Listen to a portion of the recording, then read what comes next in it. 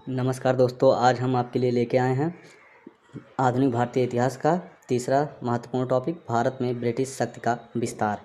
तो इस टॉपिक का पहला सब टॉपिक है व्यक्तिगत सिद्धांत या राज अपहरण की नीति। तो दोस्तों, इसका प्रतिपादक कौन था? लॉर्ड डलहौजी। कौन था? लॉर्ड डलहौजी। उसके बाद इस नीति के तहत सबसे पहले तो सतारा को हस्तगत किया गया। लेकिन अगर इस क्वेश्चन में ये पूछा जाए कि कुशासन के आधार पर सर्वप्रथम किस राज्य को अंग्रेजों द्वारा हस्तगत किया गया, तो वो दोस्तों हो जाएगा अवध 1856। क्या हो जाएगा? अवध 1856। अब इसमें ये क्वेश्चन भी पूछा जा सकता है कि अवध का अंतिम नवाब कौन था? तो दोस्तों ये था वाजिद अली शाह। अवध का अंतिम नवाब वाजिद अली शाह था। अब इस नीति का उद्देश्य क्या था कंपनी का, कि ये नीति अपना रही है तो इसमें कंपनी का उद्देश्य क्या शामिल था, वो कैसा लाभ प्राप्त करना चाहती थी? तो दोस्तों, कंपनी से अपने राज्य की जो स्थिति थी उसको मजबूत करना चाहती थी, यानी कि राज्य की सीमाओं को बढ़ाना चाहती थी, ब्रिटिश क्षेत्र को। उसके बाद क्या हुआ? इस नीति से उत्तराधिकारी व्यवस्था को समाप्त कर दिया गया। उसके बाद क्या हुआ? फिर इस नीति से भारतीय राज्यों में असंतोष पैदा हुआ और 1857 के विद्रोह का एक महत्वपूर्ण कारण था। यह जो व्यक्तिगत सिद्धांत था, यह 1857 के विद्रोह का एक प्रमुख कारण बना। इससे क्षेत्रीय राज्यों में असंतोष व्याप्त हुआ, इस वजह से यह प्रमुख कारण बन गया। अब दोस्तों, जो ये व्यक्तिगत सिद्धांत था, इसको 3 वर्गों में विभाजित कर दिया गया विभिन्न राज्य क्षेत्रों में। उसमें क्या हुआ कि प्रथम श्रेणी में कौन से राज्य शामिल थे? जिन्हें गोद लेने या उत्तराधिकारी चुनने का अधिकार नहीं था, यानी कि वे अपना उत्तराधिकारी नहीं चुन सकते थे, ना ही गोद ले सकते थे। और दूसरे श्रेणी में वे राज्य थे जिन्हें उत्तराधिकारी तो चुन सकते थे, लेकिन उससे पूर्व उनको अंग्रेज़ों से अनुमति लेनी होती थी। क्या होनी लेती थी? अनुमति लेनी होती थी अंग्रेज़ों से। और तीसरी श्रेणी में वे राज्य थे जो अपने राज्य के उत्तराधिकारी चुन सकते थे, इन्हें अंग्रेज़ों से अनुमति लेने की कोई आवश्यकता नहीं थी। इस नीति के तहत शामिल राज्य जो थे, तो सर्वप्रथम इसको सतारा 1848 में शामिल किया गया, हस्तगत किया गया। इसको जैतपुर एवं संभलपुर को 1849 में हस्तगत किया गया, उदयपुर को 1852 में, झांसी को 1853 में, नागरपुर को 1854 में, उसके बाद अवध को 1856 में। यहाँ का नवाब कौन था दोस्तों? अभी ऊपर पढ़ चुके हैं, वाजिद अली शाह, जो कि अवध का अंतिम नवाब था।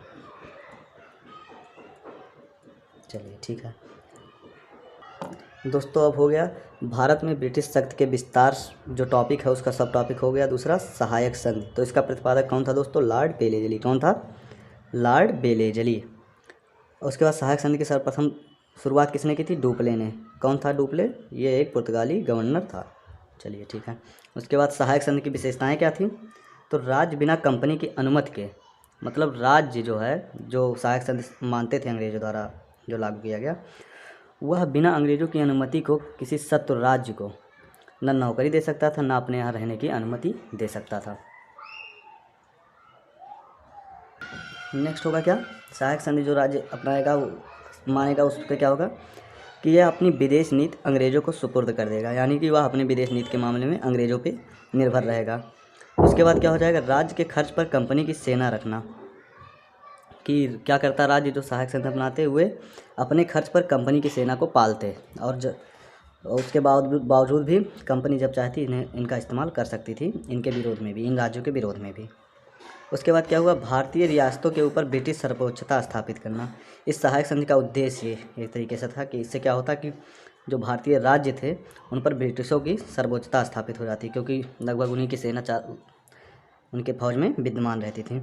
उसके बाद क्या हो गया? अंग्रेज राज्य की बाहरी और आंतरिक चुनौती से रक्षा करते थे, मतलब जो राज्य सहायक संधि को मान लेते थे उन राज्यों की रक्षा अंग्रेज करते थे, चाहे वो आंतरिक मामले हो या बाह्य मामले हों। और उसके भू क्षेत्र में एक सैनिक टुकड़ी रखते थे, इससे उनका वर्चस्व बना रहता था उस राज्य पे। अब इसमें क्या हुआ कि 1802 में जो हुई बेसिन की संधि हुई, उसके तहत पेशवा ने भी अंग्रेज़ों की सहायक संधि को स्वीकार कर लिया, यानी कि पेशवा भी अब अंग्रेज़ों पर निर्भर हो गए। उसके बाद हुआ सर्वप्रथम इस संधि को हैदराबाद के निज़ाम ने स्वीकार किया। तो इसमें क्वेश्चन पूछा जा सकता है, सर्वप्रथम सहायक संधि को स्वीकार करने वाला राज्य कौन था? तो हैदराबाद का निज़ाम था, हैदराबाद का निज़ाम। तो नेक्स्ट क्वेश्चन नंबर 1 है दोस्तों इस टॉपिक का, अंग्रेज़ों ने सिंध का अधिग्रहण क्यों किया था? तो उन्हें रूसी खतरे का भय था, रूसी आक्रमण का भय था।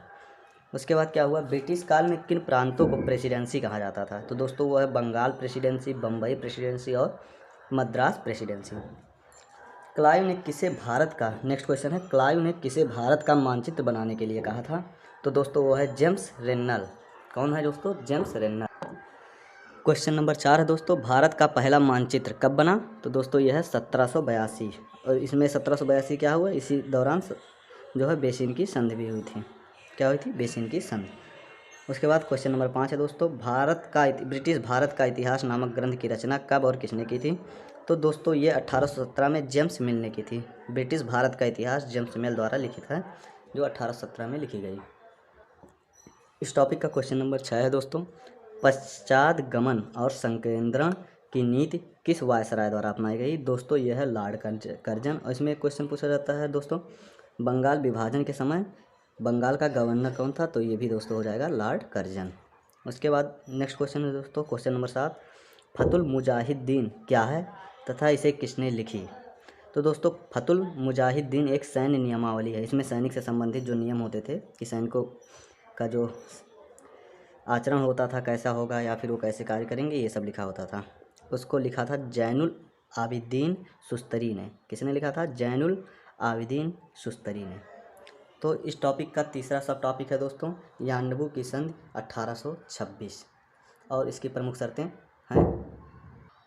इस संधि के तहत दोस्तों वर्मा ने 1 करोड़ रुपए की क्षतिपूर्ति अंग्रेजों की दी। उसके बाद दूसरा हो जाएगा, अराकान और टेनासिरिम के प्रांत अंग्रेजों को दे दिए। मतलब अराकान और टेनासिरिम पर बर्मा का अधिकार था, जो उन्होंने अंग्रेजों को दे दिए। असम, कछार और जयंतिया पर बर्मा ने अपना दावा छोड़ दिया और उस पर जो है ब्रिटिशों का अधिकार हो गया। तीसरा क्या दोस्तों, ब्रिटेन के साथ व्यापारिक संधि करना स्वीकार किया। यानी कि अब ब्रिटेन यहाँ व्यापार करने के लिए स्वतंत्र था बर्मा में। आवा में एक ब्रिटिश रेजिडेंट रखना स्वीकार किया। क्या हुआ? आवा में एक ब्रिटिश रेजिडेंट रखना स्वीकार किया। तो इस प्रकार आज का ये टॉपिक समाप्त होता है दोस्तों। अगर आपको वीडियो अच्छा लगा हो तो लाइक करें, सब्सक्राइब करें और शेयर करें। धन्यवाद।